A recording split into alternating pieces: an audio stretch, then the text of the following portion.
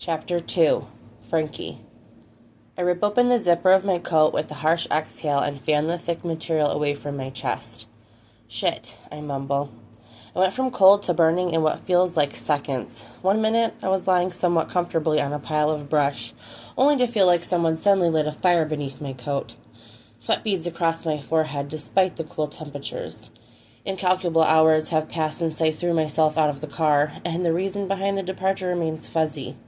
The only thing I know for certain is I trudged through ankle-deep snow until I couldn't, and after not coming across a single building, road, or person, I found a pile of brush leaning against a tree. The shape of a structure served to protect me from the elements. Eventually, darkness fell over the trees, tempting my eyelids to do the same, and after fighting sleep for most of the night, I wake up sometime later in the same position with the sun shining through the branches. I can deduce it's the next day, but have no idea how much time has actually passed. I don't have my phone on me, and the one time I owned a wristwatch, it was stolen. I feel like I could count the seconds by the throbbing in my broken arm still cradled against my chest. My stomach rumbles, a near constant reminder that I don't have any food, and I'm not going to find any lying on this tangle of branches and brush. When I ran yesterday, there was nothing to see for what felt like miles. I'm still surrounded by the remnants of a snowy winter and tall pine trees. Staying put would be smart if I thought someone might actually be looking for me, but nobody knows I'm out here. If Dylan hasn't already found me, I'm certain he continued to his destination, probably grateful for the blessed silence my quick escape provided him. But if I walk, I might lose my measly shelter. What if I'm heading farther into a forest rather than toward a town? I try to remember the last place we passed yesterday, but I come up empty.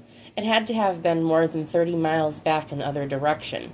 The memory of the car ride feels just beyond my grasp. I could return to the highway and flag someone down. The dangers of hitchhiking don't apply to someone who grew up the way I did.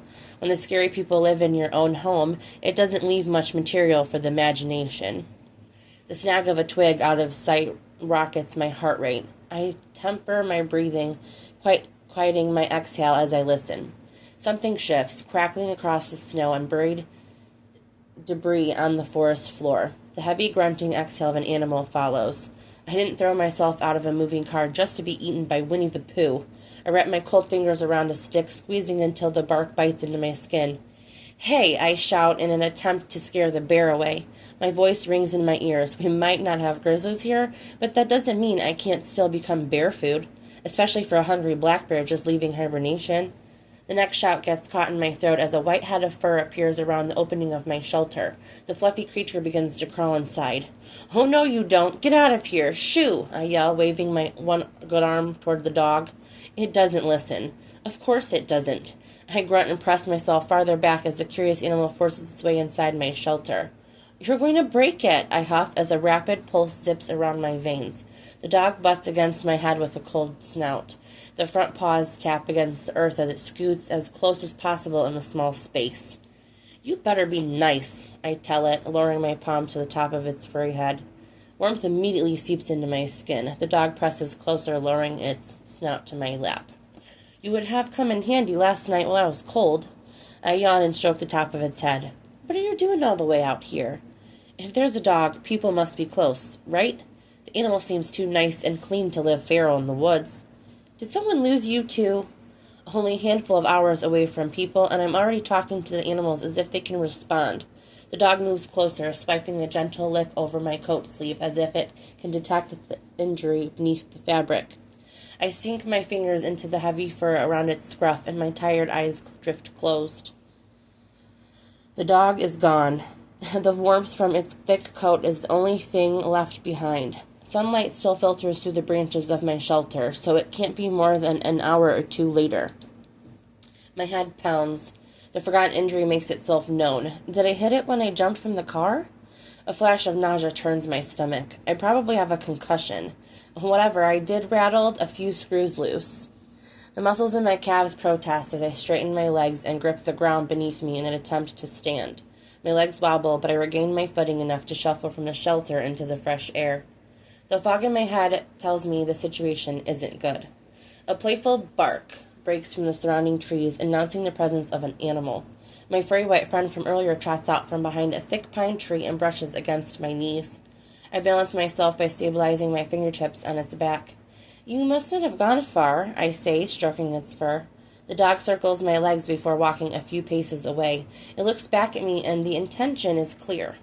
Follow. I don't know how I know that, but I do. This dog probably knows its way to food, and if there's food, there's a good chance people are nearby. And at the very least, a town. With my options being to follow the dog or return to the highway, I think my chances are better with the dog. We go slow.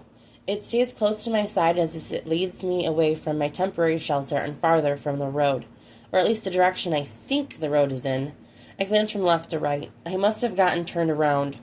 A new pain in my side kicks in the longer we walk, until I'm panting and stopping every few steps to draw in deep breaths.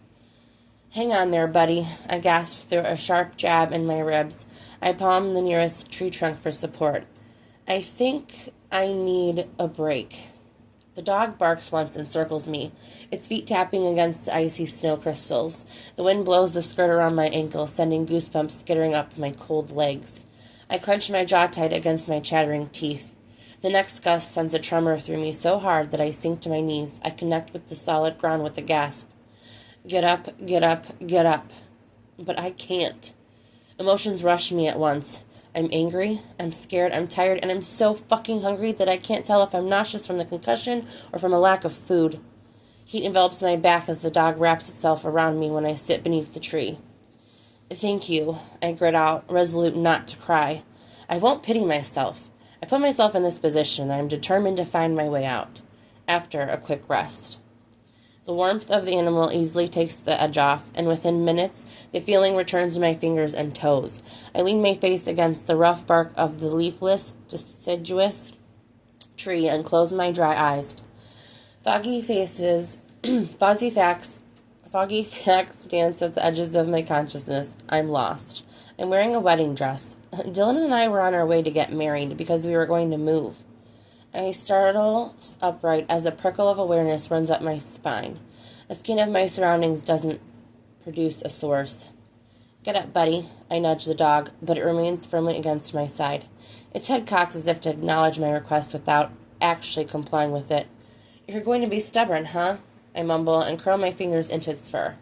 Any other time, we'd be a perfect pair, but I think it's best if we move right now. It doesn't. No amount of nudging gets the dog to its feet. Fine, I'll leave you. The rumble of a motor cuts me off. I whip my head in the opposite direction. Ash! A man's deep voice carries through the trees. The dog's ears twitch beside me. Is that your owner? I tense and curl tighter into the dog at my side. The sound grows louder until a four-wheeler appears between two evergreen trees about 50 feet ahead. What the fuck? My shoulders roll in tightly at the sound of his cursing, not sure if he's directing the words at me or the dog or the situation in general. He better not be talking to me or the dog, or else I'm grabbing it and making a run for some place far away from him. The man crawls the machine closer while not taking his eyes off the two of us. If I wasn't already cold, his stare alone would induce a round of shivers. The dog doesn't move from its close position even when the man lifts one leg over the seat and dismounts into the snow.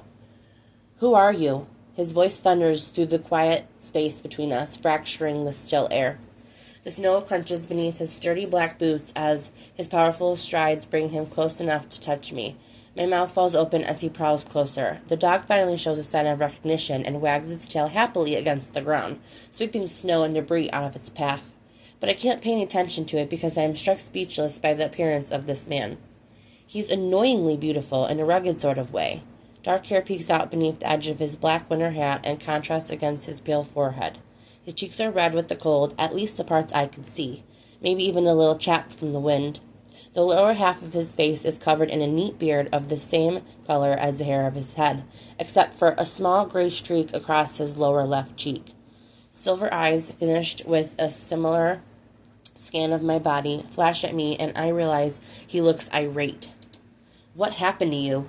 Nothing, I sputter, overwhelmed by him and the questions. I cross my good arm over my chest. I need to find my way to town. Could you help me with that? His eyes widen. Nothing? He pauses, his chest heaving beneath his coat as he breathes deep and waits for something. I grow impatient with his prolonged silence. Can you point me in the right direction? Point you? His eyes skate over me when I sit on the ground. You're injured. I'm fine. His eyes trace the bruising and gash on my swollen lower lip and down. You've got blood on your... Is that a wedding dress? With my good arm, I yank the coat tighter around my middle. I narrow my eyes. No. Do you mind not being so fucking evasive and instead give me a straight answer about what you're doing on my property in a dress with my dog, or do I need to call the sheriff? The dog leans closer into my side and buries its snout against my thigh. I smirk despite gritting my teeth together. I think it likes me more. She does not, he argues sharply. He settles his palms on his hips and stares down at me with a foreboding look. Any earlier distress about my situation vanishes in the presence of a person who might be able to help, only to be replaced with a faulty confidence lacking self-preservation. Don't worry, I won't steal your puppy. He stretches his fingers and curls them again as if he wants to reach out and get her away from me. Can you get up? I level him with a glare. Yes. Proving to him that I'm not a liar winds up being much harder in practice. With my good hand planted in the cold dirt, I manage to rise into a quarter of a squat before my foot slips. He moves forward to help, grazing his fingers against my broken arm. My scream shatters the air. Nothing is flowery or feminine about the sound retched from my lungs. My heart slams against my chest with the rush of agony accompanying his simple touch. Whoa! The stranger drops onto his knees at my side as if the cold, wet ground is of no consequence to him. Is it broken? A choked sob leaves my mouth, followed by a simple yes. His brows snap together on his forehead. And you knew this before you tried to get up? Anger vibrates through his tone. I didn't think it was necessary information to impact. I bite out, though the sound is less tough than I'd like when I hiccup a sob at the end. I swear he growls beneath his teeth. He looks down and grasps the end of my dress in 2 hands. Rip! The tearing of my dress cuts through the air. His brows furrow in concentration as he continues pulling it until he's removed the entire bottom edge of lace from my dress. What are you doing? I bet out in shock. I'm less concerned about the ruined gown. It was covered in smears of dirt and blood anyway, and more worried about the way this brute just manhandled my clothing. He says nothing as he works a knot into one end faster than I've ever seen. That's a kinky party trick. Even my poorly timed joke doesn't pull his attention from his hands. He twists the lace around with sure, deliberate movements. His turbulent silver eyes snap to mine, and once again, seconds pass between us. May I? Those 2 words scrape against one another abrasively in his gruff voice. I don't have a clue what he's asking, but I find myself slowly nodding. He shuffles closer on his knees until we're nearly touching. His fingertips are whisper soft as he draws my broken arm carefully away from my body. The throb beneath his touch has nothing to do with the broken bone. I hold my breath as he slides the scrap of lace around my sleeve, crossing the pieces and reaching behind my neck. I lick my lips. He's so close I can smell his cologne. Something crisp and fresh. I flick my gaze over his face before dragging away a second later. A crescent white scar decorates the skin beneath his right eye, just above a smattering of freckles. What's your name? The words leave my mouth in a whisper, caught in my throat by his proximity until the second I set them free. A beat passes. 2, 3. Jude Powell. I don't know what I'm supposed to do with the information.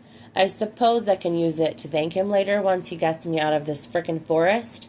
Send him a gratitude card or something. What's yours? My eyes snap back to his face, only to find him staring at me with an intensity I find startling. My eyes... Frankie Zellman. Technically, it's Franklin, but I always thought Frankie was more feminine. Your parents named you Franklin? He stares at me while he says it, like he's both riveted and repulsed by my answer. I sigh. My parents were addicts. I suspect they were high when I was born, since my dad's name is Frank and my mom's name is Lynn, so they just put them together. I've always been grateful they didn't name me Frank Lynn or Lynn Frank. Can you imagine?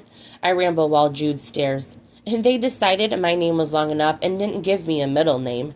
And before you say it, neither one has a sentimental bone in their body. They forgot I existed about the time I could feed and dress myself. In my 28 years, I've never even had a birthday cake. So I don't think it had anything to do with wanting to pass on their names. I think coming up with a fresh baby name was just too hard. You're 28? Is that a problem? What are you, like 47? He grunts. Only 39, sunshine.